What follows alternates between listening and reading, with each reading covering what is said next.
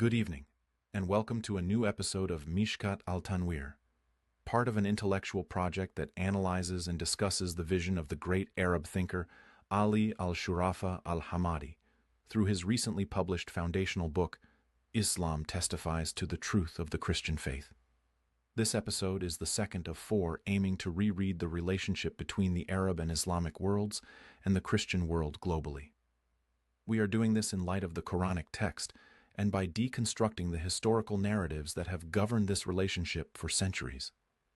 Today, we will move along two complementary paths.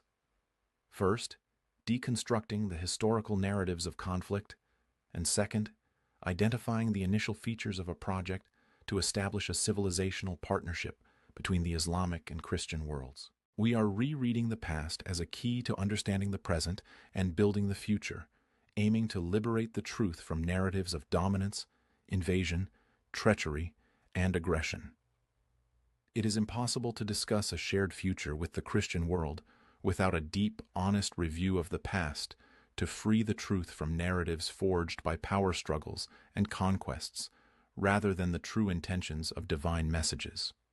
The foundational value of al-Shurafa's book is that it links this reading to deconstructing the history of conflict, paving the way to transition from a logic of confrontation to one of partnership, acquaintance, and cooperation. He distinguishes between religion as divine revelation and history as human action driven by interests of hegemony and expansion. The central hypothesis of our discussion today is that the historical conflicts and wars attributed to Islam did not express its essence, but were a politically manufactured parallel version used for expansion under the guise of sanctity. We must clearly distinguish between the divine message and its exploitation as a tool for power and expansion. The greatest dilemma in the history of religions is internal hijacking, where texts are repurposed to serve external projects of power and dominance. For centuries, the sacred has been invoked to cover up expansionist whims, granting false holiness to armed robbery, looting, and capturing spoils. Armies and militias marched under the banner of jihad and Islam, but their true goal was capturing women, looting private and public property, and betraying others. This turned religion into a tool for subjugating peoples, distorting Islam's image globally, and hindering the possibility of balanced human relationships. Any reform project must distinguish between Islam as a divine message and the historical practices falsely attributed to it. Historically, imperial expansion was legitimized as religious conquests, futuhat. Naming these wars as such gave legitimacy to what were essentially standard imperial expansions, similar to those of the Roman, Persian, and Byzantine empires. For example, the armies that entered Andalusia in the Umayyad era, or Eastern Europe in the Ottoman era, were driven by political and military goals to seize wealth and property. The targeted societies were not aggressors. They were stable communities invaded under the pretext of spreading religion, while historical facts reveal clear motives of greed and dominance. This historical accumulation shaped the European and global perception of Islam not as a sacred message of mercy, but as a historical practice of empire building. Consequently, Islam was shifted from a message liberating humans from oppression into a system of human fatwas used to justify subjugation, wealth gathering, and expansion. War was transformed from a defensive necessity into a means for material gain, utilizing the discourse of spoils and captives.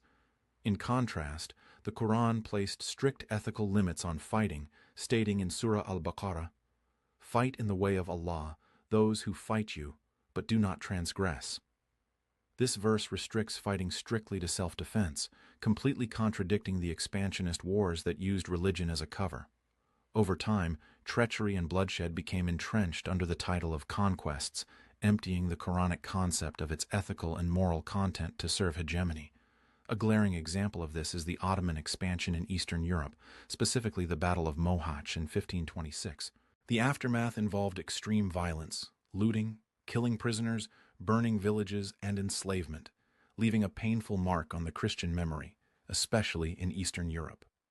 The Ottoman Sultan Suleiman the Magnificent committed horrific crimes against a sovereign nation, ordering the slaughter of peasants, the looting and burning of cities like Buda and Pest, and constructing a pyramid from the severed heads of Hungarians.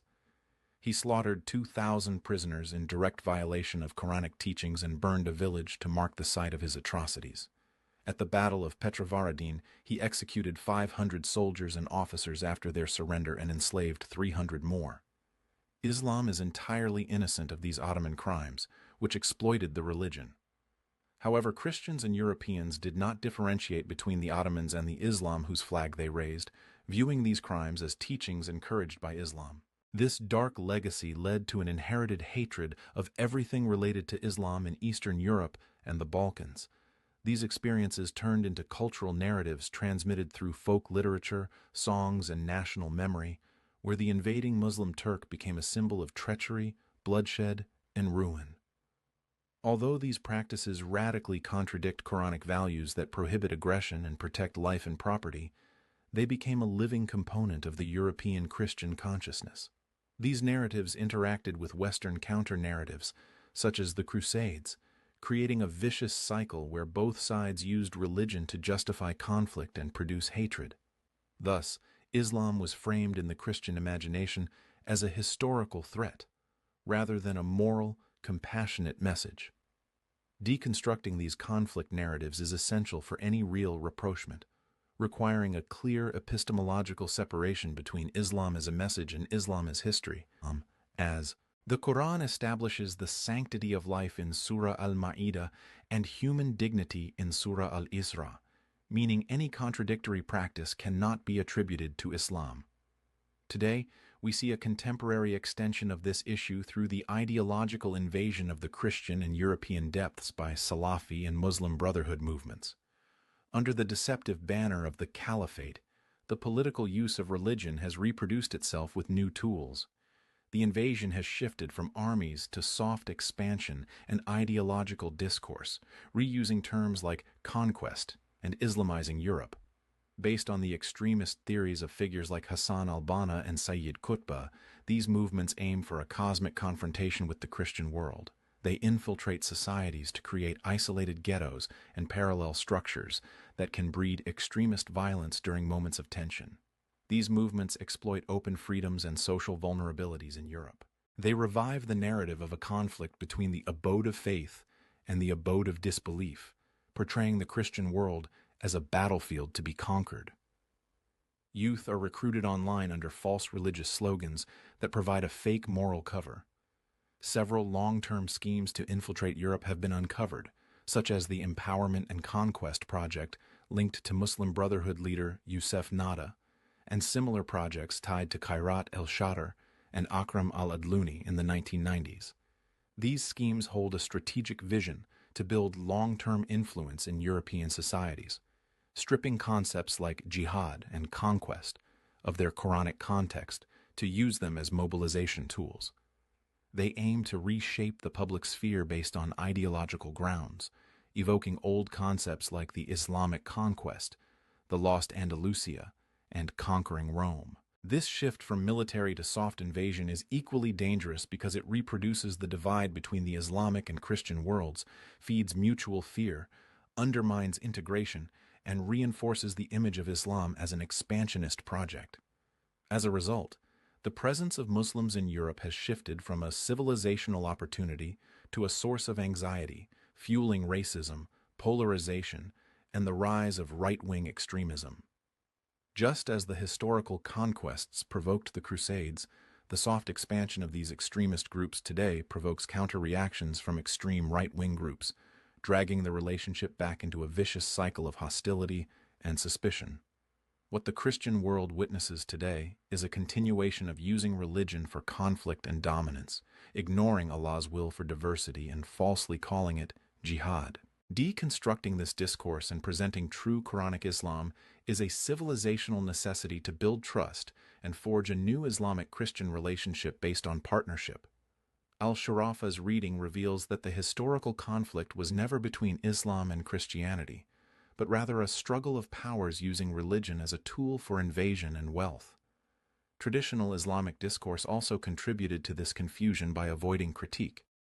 Al-Shurafa's project moves beyond historical critique to establish a future vision based on the Quran as a text of mutual acquaintance, ta'aruf, and cooperation.